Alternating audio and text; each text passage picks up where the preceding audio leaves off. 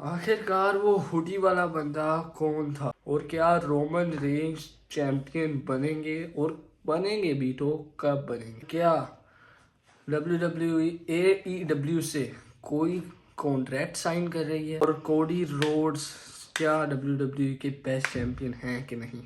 आओ आज की इस वीडियो में जानते हैं। W fans, welcome back to Wrestle Voice और I am Saad, you are watching Wrestle Voice.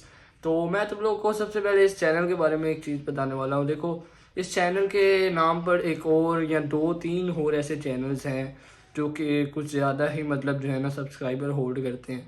तो हो सकता है कि मैं तकरीबन 14 या 15 दिन का एक टाइमर है, उसके अंदर अपने इस चैनल का नाम चेंज कर दूं, और उस चैनल का जो भी नाम रखूँगा इस चैनल का नाम चेंज करूँगा, और जो भी नाम रखूँगा वो तुम लोग के साथ ज़रूर शेयर कर दूँगा। क्योंकि अगर कोई और चैनल भी इस नाम का होगा और ज़्यादा सब्सक्राइबर रखता होगा तो इस चैनल को ग्रो करने में बहुत ज़्यादा मसला आएगा। तो चलो अब अपने टॉपिक की तरफ चलते हैं। वो बंदा जिसने हुडी पहनी हुई थी और अगर Roman Reigns, Cody Rhodes, CM पंक और दी उसोस जैसी खतरनाक टीम को एक जीता हुआ सर्वाइवर सीरीज का वॉर गेम्स मैच हरवा दिया, कौन था वो बंदा? देखो, प्रिडिक्शन तो अभी तक यही आ रही है कि ऑस्टिन थ्योरी, सेथ रोलेंस, इन दोनों में से वो बंदा एक था। और अगर हम ज़्यादा चांसेस देखें तो तकरीबन 70% चांसेस बनते हैं कि ऑस्टिन थ्योरी ही वो बंदा है, या सेथ रोलेंस 30% चांस बनता है कि शायद सेथ रोलेंस वो हैं। और अगर हम ज़्यादातर देखें तो विजनरी यानी जो विजन है उनके साथ सेथ रोलेंस की तो पीछे ही लड़ाई हुई थी जब ब्रॉन ब्रेकर ने उनको एक स्पेयर किया था।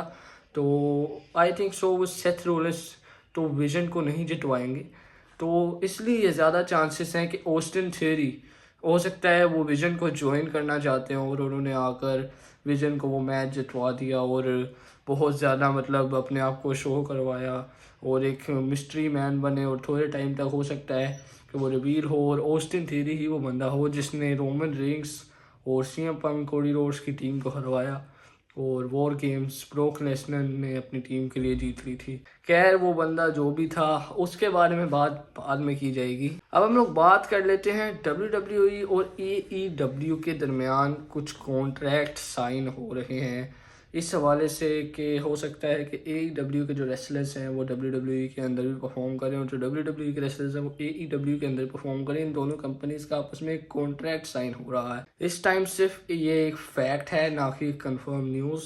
तो अगर देखा जाए तो इन दोनों कंपनीज को अगर हम लोग आपस में कॉन्ट्रैक्ट साइन करते हुए देखते हैं इन फ्यूचर, तो यही होगा कि डीन एम्ब्रोज और दीगर AEW के खतरनाक रेसलर जो हैं वो आएंगे WWE में। WWE के रोमन रेंस, कोडी रोड्स या जो भी बड़े बड़े रेसलर्स हैं वो AEW के अंदर भी परफॉर्म करते हुए नज़र आएंगे। तो ये बहुत अच्छा हो जाएगा हमारे WWE और AEW फैंस के लिए।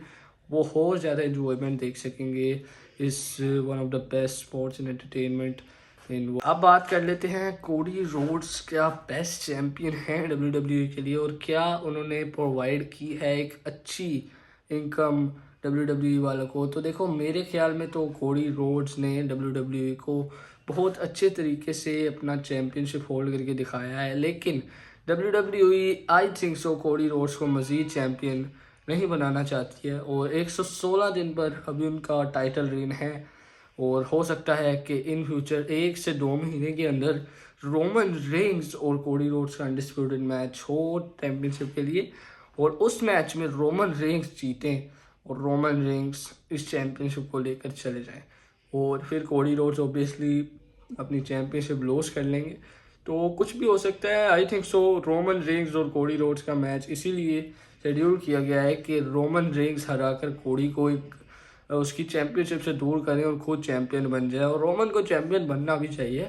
लेकिन रोमन रेंस का 1316 दिन का एक खतरनाक और ज़बरदस्त रेन तोड़ने के लिए एक बहुत मजबूत रेसलर की ज़रूरत थी जो कि कोडी रोड्स बना एंड पर।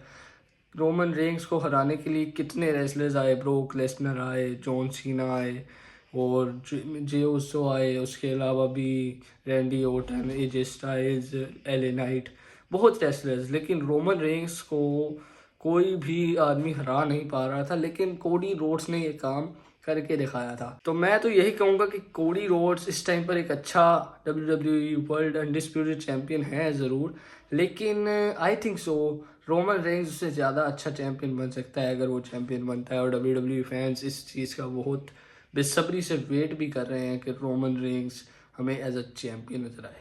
अब हम लोग बात करते हैं 13 दिसंबर को जॉन सीना रिटायर होने वाले हैं, तो उस शो में कौन कौन सा रेसलर हमें देखने को मिलेगा। तो जैसा कि मैं तुम लोगों को बता चुका हूँ लास्ट एपिसोड में भी कि रोमन रेंज और द रॉक का मैच शेड्यूल हो सकता है उस मंडे नाइट रो से, जहाँ पर 13 दिसंबर को जॉन सीना आएंगे। और उस शो पर अगर रोमन रेंज एंड पर आते हैं तो रॉक भी आएंगे, और इन दोनों का मैच भी कंफर्म हो सकता है। कुछ भी हो सकता है, किसी भी टाइम हो सकता है। तो आई थिंक सो कि रोमन रेंज और द रॉक का मैच बहुत कम चांसेस है कि शेड्यूल हो, लेकिन अगर होता है तो ये भी बहुत मज़ेदार चीज़। हाँ, द अंडरटेकर ने अपने चैनल पर, मतलब चैनल नहीं, अपने ऑफिशियल ट्विटर पर अकाउंट पर कुछ तस्वीरें लगाई हैं और ऊपर लिखा है कि वो कोई पॉडकास्ट है उनकी जो एजे स्टाइल के साथ होने वाली है, और कुछ ऐसा ही उन्होंने अपने ट्विटर पे मेंशन किया, यानी कि एक्स पे। तो कुछ भी हो सकता है, किसी भी टाइम हो सकता है। तो कोशिश यही है कि जॉन सीना और जॉन सीना कह रहा हूँ, अंडरटेकर जो है वो एजे स्टाइल के साथ अब कहीं कोई मसला ना बने, पॉडकास्ट में कुछ ऐसी बात ना हो जिससे रेसलर्स भी भड़कें और आपस में मैचेस करें, कुछ भी। और हाँ, मैं तुम लोग को ये चीज़ थे ज़रूर बताऊंगा, जो कि कंफर्म तुम लोग को WWE की चीज़ बताने वाला हूँ, कि जॉन सीना की जिस दिन फाइनल अपीयरेंस होगी उस दिन ब्रॉक लेसनर भी मंडे नाइट रो के अंदर ज़रूर आएंगे, ऐसा मुझे बताया है किसी ने। तो हो सकता है कि शायद से ब्रॉक लेसनर, जो कि बनता नहीं उनका आना, लेकिन हो सकता है कि वो मंडे नाइट रो में आए और कोडी रोड्स के साथ या किसी भी हो रेसलर्स के साथ कुछ भी कर सकते हैं, लेकिन वो इस शो में हो सकता है आए ज़रूर।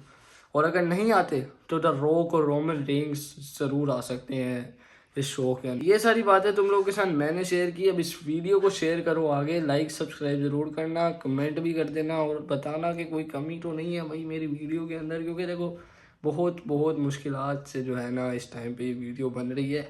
तो मैं कैसे बताऊं कि एडिटिंग करने में कितना टाइम लगता है, और बहुत ज़्यादा तुम लोगों को एंटरटेन करने के लिए भी हमें कितना ज़्यादा टाइम लग जाता है एक सिंगल वीडियो अपलोड करने के लिए। तो मैं तुम लोगों से ज़रूर मिलूंगा नेक्स्ट वाले एपिसोड में। और उससे पहले एक और चीज़ बता दूं, आज डीन एम्ब्रोस जो कि शील्ड का एक ओल्ड पार्ट है, उनका आज बर्थडे है। तो happy birthday to Dean Ambrose. वो भी हमारे इस कंटेंट में एक बहुत अहम किरदार अदा करते हैं, WWE के बहुत बड़े रेसलर रहे हैं। तो happy birthday to Dean Ambrose. तो मैं तुम लोगों से मिलूंगा नेक्स्ट एपिसोड के अंदर किसी और शानदार कंटेंट के साथ। इसी तरह के WWE कंटेंट देखने के लिए मेरे चैनल को सब्सक्राइब कर लो, लाइक ज़रूर करना, कमेंट भी ज़रूर करना, शेयर भी कर देना। तो मैं तुम लोगों से मिलूंगा नेक्स्ट एपिसोड में।